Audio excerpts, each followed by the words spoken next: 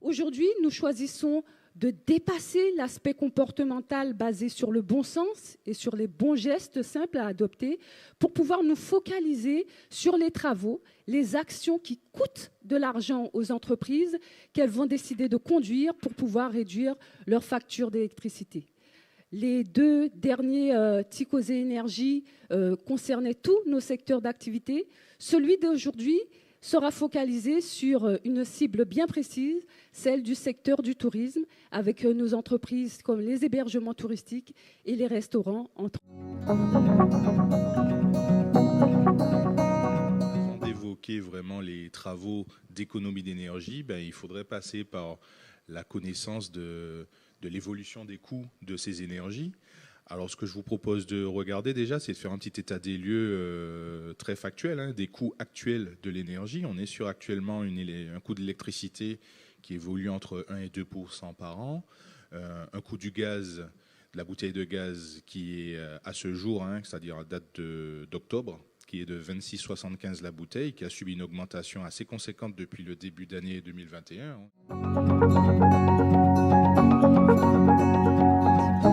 Vous êtes gérante de l'hébergement touristique Iguan House qui se trouve à Sainte-Anne. Cet hébergement touristique date de 2008 avec au départ une villa pour pouvoir un petit peu planter le décor. Une villa de 2 chambres climatisées avec un salon cuisine américaine, d'accord. Le tout sur une surface intérieure de 64 mètres carrés, c'est cela? C'est bien ça. Voilà, précisément. Et puis une terrasse de 40 mètres carrés. Donc il y a, si on veut planter le décor et peut-être amorcer l'historique de Iguan House, votre historique, on dira qu'il y a 2 temps forts qui caractérisent votre historique. Le premier temps fort, c'est 2016, avec une opportunité d'achat de terrain mitoyen. Et puis le deuxième temps fort, c'est en 2017, avec une visite énergie de la Chambre de commerce et d'industrie des îles de Guadeloupe, qui va justement poser les premières préconisations. Cet accompagnement possible par des outils qui vont permettre de chiffrer là où c'est intéressant en termes de gains, en termes d'économie d'énergie, mais surtout de voir derrière la partie financière. Il y a eu surtout le premier poste très très très important, c'est le fonctionnement des piscines en direct. Par des panneaux photovoltaïques. En direct, ça veut dire que quand il fait jour, la piscine, la filtration qui est en direct sur les panneaux photovoltaïques va donc commencer sa filtration pendant toute la journée et s'arrêter le soir. Alors, ces 4 villas au total ont donc chacune leur piscine. Donc, ça veut dire 4 machineries de filtration.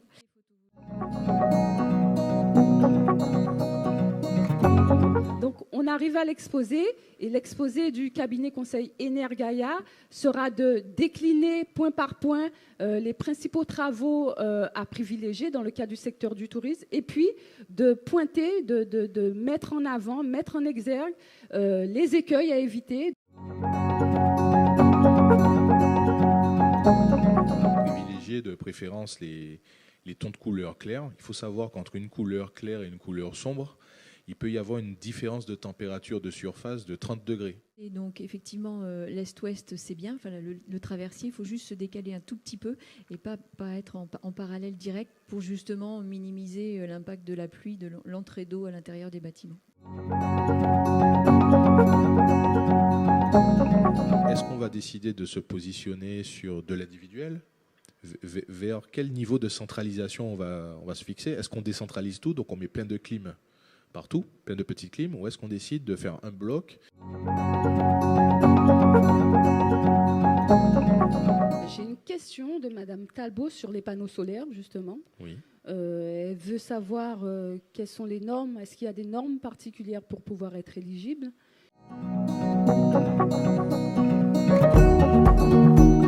chaude sanitaire.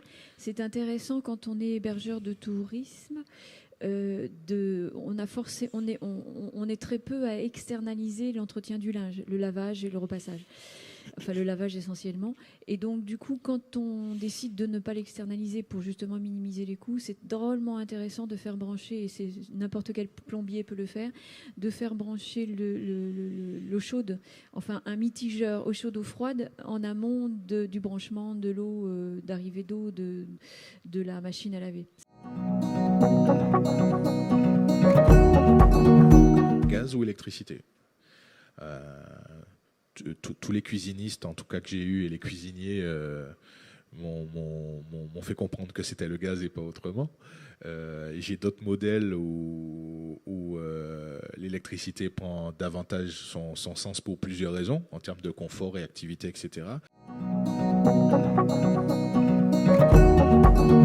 Maintenant, on fait des WC avec des chasses d'eau de 4 litres. Et c'est encore mieux que 3-6 litres, mais ça fonctionne très très bien. Donc voilà, ça a été là du coup un choix tout à fait argumenté et intéressant. Exactement, donc j'allais évoquer économiseur d'eau, le mitigeur, double chasse, récupération d'eau pluviale. Donc voilà, ça fait partie des systèmes qui nous permettent d'être déjà un peu moins dépendant du réseau d'eau potable qui reste très complexe en Guadeloupe. Justement, cette histoire de récupération d'eau pluviale, comment vous avez géré ça au niveau du gazon, au niveau de la douche aussi? Vous avez installé une douche également, de manière à ce qu'on aille sur le pratico-pratique. Oui, les pratico-pratiques. Donc on a abordé toutes ces opérations-là. Il faut savoir que tout ce que j'ai énuméré, en fait, par rapport à un complexe hôtelier classique, si toutes ces actions-là sont mises en œuvre, on peut diviser par 2, voire même 4, sa consommation d'électricité. Si toutes les actions sont mises en place, y compris les énergies renouvelables, on atteint le facteur 4, la division par 4. Le prochain Ticosé, il sera sous le même thème, mais là, nous choisissons de le décliner dans un secteur particulier. Lequel, Monsieur Pavaya? C'est le secteur de l'industrie.